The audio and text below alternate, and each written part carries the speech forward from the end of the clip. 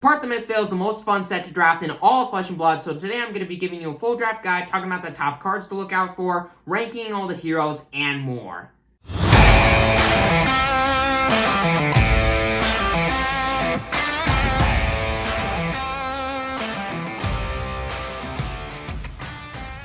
Hello and welcome to the table, and today I'm going to start things off and talking about the general stuff that you need to know when going into your pre-release weekend. And the first thing that you need to know is that you get to open 8 packs of cards for a set instead of the normal 6, which is super good because it allows you to play more powerful decks and open more packs of cards, because who doesn't love that? But then another thing that you need to know is that you can't use the last 2 cards of your pack, like the case has been for a lot of the last couple of sets, because a lot of the time, those last 2 cards are going to be tokens, but they can sometimes also be legendaries, which isn't fair for you to have a legendary, nobody else to, basically. Or it can be an expansion slot card, which you can't even play in your deck anyways, because it's going to be for a class that's not even in the set, so don't really need that card. But then in addition to that, your deck cannot be any more or any less than 30 cards. It's got to be 30 cards on the nose, which kind of makes sense considering that you get 8 packs of cards instead of the normal 6, so you need some kind of a downside for that. But then lastly, you can have multiple copies of legendaries in your deck. So if you didn't know, all the Transcend cards are super important for each hero in the set because it can allow you to get those super powerful Chi activated abilities. Each of those Transcend cards are legendary, meaning that you can only have 1 copy of them in your deck. But in Limited, since you're going to be pulling one of those Transcend commons in every single pack, you're probably going to get multiples of some of those cards, so you can have multiple copies of those Transcend legendaries. Like if you get 2 Passovers, you can run both of them in your deck if you so choose to, because you need a fair amount of those in your deck in order to turn on the super powerful Chi abilities. But then getting past the general stuff that you need to know, let's talk about each of the talents in each of the classes, what they're wanting to do, and the top cards to look out for in each of them. And the first thing that we're going to talk about is the Mystic cards. Now, it's the only talent in this set, but you still need to look out for it because it's going to be the backbone of every single limited deck in this set, providing you with some of the most powerful blues in this set, and more importantly, the Transcend commons that I was talking about earlier. Now, cards that you want to look out for are obviously those Transcend commons, but you don't want to run like 10 of those in your deck, for example. You want to run something more like 4 to 5, since these cards can't block for anything, which is a pretty big downside. But then in addition to the Transcend commons, you got Big Blue Sky, which, like I said about New earlier, tons of attack reactions, she's an assassin, all of the attack reactions in the world, and there aren't a ton of defense reactions in this set, at least not good ones, and this is one of the better ones, and the best one in Limited. Because this costs 0, it can block for 2, potentially more depending on how many blues you pitch this turn, and considering how many blues there are in this set, and how big of a factor blue is in every single hero for this set, it can block for a lot pretty easily, and it costs 0. So yeah, this card's pretty good, and you want to be looking out for it. It's a rare, so you're not going to get as many of these cards, but if you get it, you want to put in your deck no matter what, because New's a deck that exists. But then getting past that, we got the Mystic Equipment cards, which is also going to serve as kind of a backbone for your equipment, filling whatever empty slots that you don't have for whatever class you're playing. And the most powerful of these that you want to look out for are Aqualapse, because this card, if you don't have a super powerful leg piece, can give your attacks go again, or can give a attack go again. And that's pretty powerful from what I've been told, not gonna lie, because going wide is kind of good. But then there's also Aqua Scene Shell, which, like I said earlier, blues are a really big part of this set, and you're going to have a lot of them in your deck. So if you draw too many of them, you can spend 3 resources, pitch in a blue, and hey, make Big Blue Sky a bit bigger, but more importantly, draw a new card. So get rid of one of those blues if you got like 4 blues in hand or something, and get a new card. And it's like, oh, now I got the red that I need, or something like that. But then getting past the Mystic cards, we need to talk about the generic cards, which aren't as important in this set as it's been in past sets, but it's still very good because it can provide you with some really good attacks and really big attacks, 3 blocks, and some really powerful on-hit effects. The most powerful of these being Blanche, which, if it hits, turns off the colors of all cards until the end of the next turn or something like that. Most importantly, it turns off the colors, which is really important because there are cards from every single class and talent in this set that cares if you played or if you've pitched a blue this turn, like the Big Blue Sky, and tons of cards I'll talk about here in a little bit. So yeah, pretty good card. But then there's also Fact Finding Mission, which is another super good card, and it's a common, so it's a lot easier to get than a card like Blanche. But this card, what it's going to do is if it hits, you get to take a little peek at what's going on in the opponent's arsenal, which is a super powerful effect. But more importantly, for this set, you can take a peek at what's going on for under an opponent's equipment. A new mechanic in the set is Cloaked, which means that that equipment comes in face down. So the opponent who's facing against that Cloaked card has no clue what's going on. So they're like, hey, I want to know what's going on under there so I don't get blown out by this stupid Cloaked equipment that has like Ward 4 or whatever. So you can, with this card, take a peek at what's going on, and it's like, oh, now I need to know that I need to play around this card, or now I know that this card only blocks for this much, so I can play this card, and yeah. You get a little bit of knowledge as to what's going on. But then lastly, there's Wounded Blow, which has been in the original set. It was in the original set, and it's still good to this day because it can block for 3, and it pitches for 3. It can pitch for 3 if you get the blue one, and it's a 0 cost, for the red at least, 4 attack, 0 for 4. I've heard that's pretty good, but more importantly, it blocks for 3, and if you get the blue pitch, it's a pitch for 3 that blocks for 3. That's pretty good. But then getting past the generic cards, we got news cards, all the assassin cards. And what New is wanting to do for this set is play something with stealth and put attack reactions on top of it, buffing it to the moon, and make sure that it hits, banishes a ton of cards, and allow you to get a ton of value off of New's ability. So the regular old assassin cards are going to be where all of your stealth attacks come from, and the most powerful of these that you want to be looking out for is Art of Desire. Because this card, if it banishes red, for the red version at least, can draw you a card and gain you life. So all of these new stealth cards can gain you life, but this is the only one that can also draw you a card. But then there's also Desires of Flesh that you want to look out for, because Art of Desire, Mind, Body, Soul, whatever, all of those are rares, so you're not going to get as many of those. But Desires of Flesh is a common, and I'd argue that it's just as good as the Art of Desires, because this cares about attack reactions. This card does not draw you a card, but it can still gain you a life, so Desires of Flesh is a card that you definitely want to be looking out for. In addition, this is mainly one that I want to make sure that people know about, Pick to Pieces, because this card is actually incredibly powerful against Enigma. Why is that? Because if you've played an attack reaction on this chain link when this card attacks, you get the bonus of this card not having its damage be able to be prevented. And every single card that every single aura, which Enigma kind of cares about, has Ward, which prevents damage. And this card can make that damage unpreventable, so it just gets around all of Enigma's Ward cards, which is incredibly powerful, especially considering that a lot of people are going to want to play Enigma, because Enigma's kind of fun, not going to lie. But getting into the Mystic Assassin cards, what these cards are wanting to do for the new deck is provide you with all of the best attack reactions possible to make her regular old Assassin cards get buffed up enough to where they can hit. So the most powerful of these attack reactions that you want to be looking out for are 3 cards specifically, the first one being Tide Chakra. Now this card is super above rate if you can pull certain things off, because it costs 1 and it can give a +3 power buff to a target assassin or mystic attack, which is on rate. But if you've transcended this turn, you get an additional +2 power buff of giving a +5 total power buff to that attack, if you've transcended, which I've heard that is pretty powerful and something that you want to do a lot in mystic decks. So yeah, this card, if you get it, since it's a rare, you're not going to get as many of these cards, but if you get it, you might want to play it anew, because, yeah, this card's good.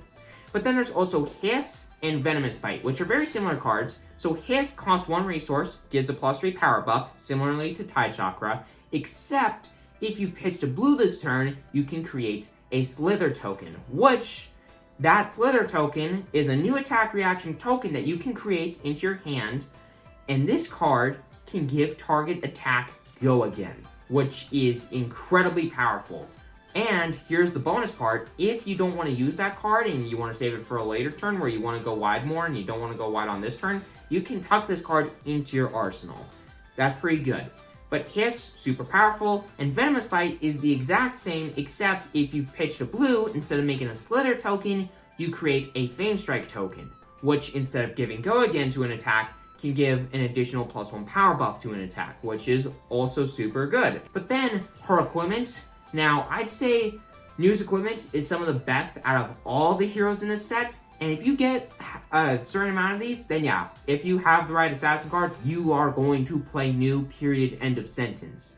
Now, the most powerful of these that you want to look out for is the Heirloom of Snakehide, because this one, at the start of your turn, if you have exactly 1 life, you can turn this cloaked equipment face up. And now, this can block for 2 Battle Worn, which, that late in the game, is incredibly powerful and can basically win you the game to a point if you play it right. Super powerful card. But in addition, since the rare one probably is going to be quite a bit harder to get, we got 2 commons that you're going to be wanting to look out for. The first one being a Rousing Wave, because this is a 1-block Battle Worn that has an attack reaction of paying a resource and creating a Fame Strike token in your hand. So this card is incredibly powerful because it can block and it can make you a super powerful new token, being the Fame Strike. But then there's also Undertow Stilettos, which is the exact same, having that 1-block Battle Worn and the ability to, as an attack reaction, paying a resource, creating a Slither in your hand, so to give Go Again to an attack. Super powerful. So if you get both of these cards and or something like an Heirloom of Snakehide, then you are definitely going to want to lean towards playing new. And if you get really good assassin cards, you're playing new. Because I think that new is personally the best deck to play in part the Mistveil Limited, because she takes the least setting up. Play a stealth attack, buff to the moon with attack reactions. That's all you really need to do, and that's pretty easy to do. But then getting past the assassin cards, we get into Enigma's pool of cards, all of the illusionist cards. And what Enigma is wanting to do is play auras with ward. Why is that? Because these auras with ward can attack on your turn equal to their ward cost. If they have a +1 power counter on it, their weapon Cosmo can also give those attacks Go Again. But ward is also super powerful because on the opponent's turn, if you're playing Enigma, those ward cards can soak up damage that leaks through to you. So if you have like ward 2 and 2 damage is leaking through that be dealt to you, you can blow up that 2 ward thing and then boom, you're not taking any damage. So super powerful both offensively and defensively thanks to Enigma.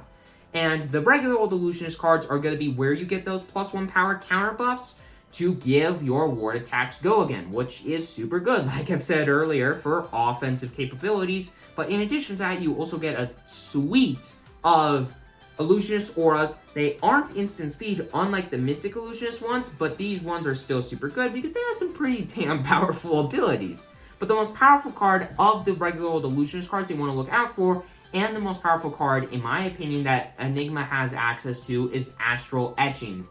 Being a 1 cost for the red version, 1 cost illusionist action, doesn't have Go Again, but can be played at instant speed if you have a Spectral Shield, which you make a lot of those in Enigma. And you can give +1 power counters to an aura you control with ward. So basically, as an attack reaction, you can give a +3 power buff and Go Again to an attack.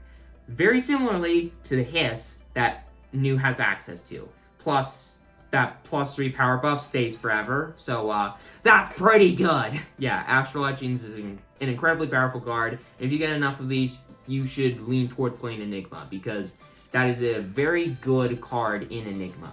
But then there's also Spectral Manifestations that you should be looking out for to push the offensive capabilities of this deck.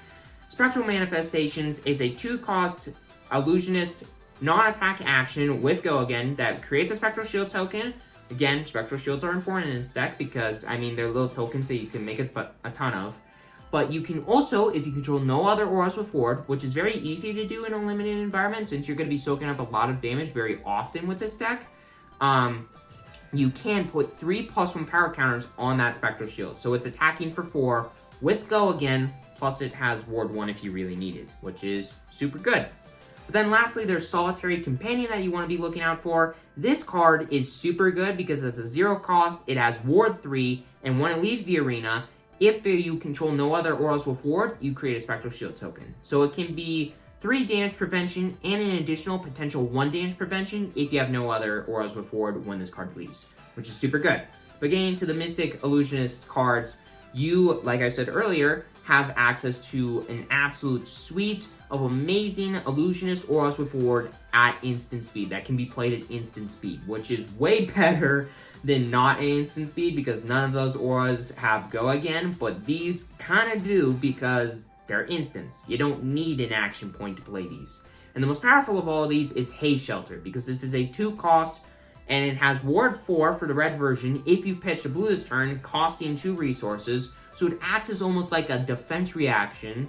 Otherwise, if you haven't pitched a blue this turn, this has Ward 1. So it can be very powerful offensively if you've pitched a blue this turn. Otherwise, you go to play this and you need to soak up 4 damage. Boom, you can do that. Because you pitch a blue to play this, you got 1 floating, and you can play this. And then soak up 4 damage. But with that 1 floating, you can also play another card in Mystic Illusionist cards that is super powerful. Waning Vengeance. Because this card is a 1-cost Mystic Illusionist instant that has Ward 3, and when this enters the arena, if you've pitched a blue card this turn, you create a Spectral Shield token.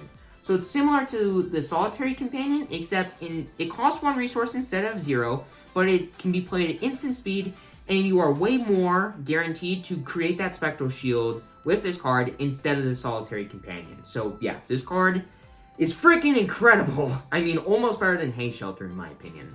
But then lastly, there's Waxing Spectre, which is another pretty good offensive card that Enigma has access to, because a lot of the time, if you pitch a blue, this can be a Ward 3 with a +1 power counter on it. But then getting into her equipment, I would be willing to bet that Enigma has the best equipment suite out of any of the heroes in this set, having access to Heirloom of Rabbit Hide, which exactly at the start of your turn, if you have exactly 1 life, you can flip this cloaked equipment face up, and this has Ward 4, so it can prevent a lot of damage very late in the game, and it's an equipment. Doesn't take any cards out of your hand to prevent 4 damage with 1 equipment. That's pretty good. But then there's also Uphold Tradition, which is almost as powerful as the Heirloom of Rabbit Hide, allowing you to have Ward 1 if you flip it face up, add instant speed, pay a resource. But in addition to that, it also puts a +1 power counter on an aura you control of Ward, which thanks to Cosmo, 1 gives a +1 power buff to the aura of Ward, but thanks to Cosmo, gives Go Again to that attack as well, if you're attacking with the aura, I mean. And if you see either of these 2 cards, or both of them, and you have cards like Astral Etchings, you want to lean towards playing Enigma, because very good deck. Very, very good deck. But then lastly, we got Zen and all of his ninja cards. And what Zen is going to do is basically make Crouching Tigers, buff Crouching Tigers, play said Crouching Tigers, and get sweet combo value from playing those Crouching Tigers. And in the ninja cards, one and the most powerful of the ways to get bonuses from playing these Crouching Tigers is Pouncing Key. 3 powered attack for 0, and if Crouching Tiger is the last attack this combat chain, it gets +1 power, so it's attacking for 4, and it gets Go Again. So it can be a 0 cost 4 attack with Go Again if you simply attacked with the Crouching Tiger as your last attack, which is pretty easy to do in Zen. But then there's also Flex Claws, which is another super powerful card, being a 1 cost 4 attack with Go Again, no matter what. And if it hits, you get to create a Crouching Tiger. So you get that Crouching Tiger into your hand that's so crucial in this deck, and it's coming in for 4. So you're not guaranteed to make the Crouching Tiger, but it forces the opponent to either take some damage and allow you to make a Crouching Tiger, or block with 2 cards, either 2 cards from hand, or a card and an equipment, which, that's pretty awesome. That's a pretty good trade-off for you. But then lastly, there's Untamed, which is guaranteed to make a +1 power buff for your next Crouching Tiger, and it costs 1 resource and attacks for 4.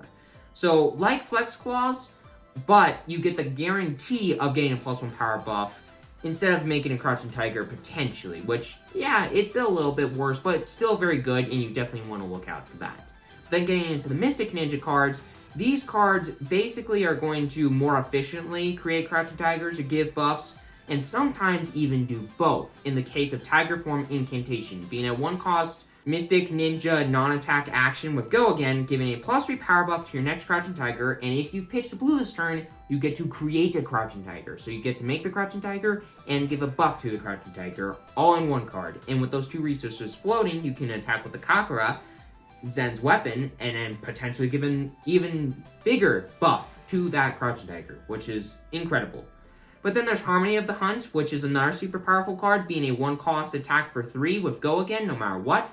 And if you pitch a blue this turn, you get to create a Crouching Tiger. So similarly to the Flex Claws, it can make a Crouching Tiger, except way more likely to create a Crouching Tiger than the Flex Claws, and it leaves you with 2 resources floating to come in with the Kakura, similarly to the Flex Claws, and continue to buff said Crouching Tiger. Harmony of Hunt, absolutely amazing card, and you should definitely be looking out for that. But getting into the equipment that Zen has access to, I'd say it's definitely worse than any of the other equipment, but I'd say he has some of the better cards out of any of the decks for limited, so it kind of balances him out. But you still want to be looking out for some of these equipment, two in particular, those being Heirloom of Tiger Hide, being similar to all the other heirlooms, but when it comes face up, it can block for 3 Blade Break, which is incredibly powerful because Zen doesn't have really good defensive capabilities unless you get some of the good Majestics like Territorial Domain, which, it's going to be hard to do. But then there's also Strider Reprisal, which is a very easy common to pull, and it can block for 1 Blade Break, and when it defends, you get to create a Crouching Tiger in your hand. So you get guaranteed Crouching Tiger creation, and it can block, which, very good card. Doesn't force you to take any cards out of your hand, so very good card. Should definitely be looking out for if you're wanting to play Zen. But anyways, let's rank all the heroes, and I'd say Nu's probably the best because she has really good equipment. She doesn't really require you to have a ton of setup. She doesn't require you to have like certain power cards or do a lot of setup in her deck. It's just self-attack, attack reactions. That's not a big ask. And if you get her equipment, you're sitting pretty. But then there's Zen coming in second, which very powerful and can be more powerful than Nu in a lot of ways in my opinion, but his equipment isn't as good and not the end-all be-all like the other two heroes are. But again, his attacks are a bit above rate compared to the other two, depending on what you pull. So Zen is still very powerful, plus a fairly easy deck to play in my personal opinion. And in last place, we have Enigma, which all of these decks, all these heroes are very close in power level in my opinion, but Enigma I think just takes the most setup, and you need a lot of her power cards to really make a powerful Enigma deck. But you should still be looking out for all 3 of these heroes. You should still be looking out for the power cards for all of these heroes and knowing what to pick and what to look out for if you're leaning towards playing any of these heroes. So anyways, with all that aside, hope that you enjoyed. Hope you now know what to do or what to look out for when going into your pre-release weekend. And make sure to hit that subscribe button, hit that like button. It's completely free, you won't regret it. And enjoy, everybody.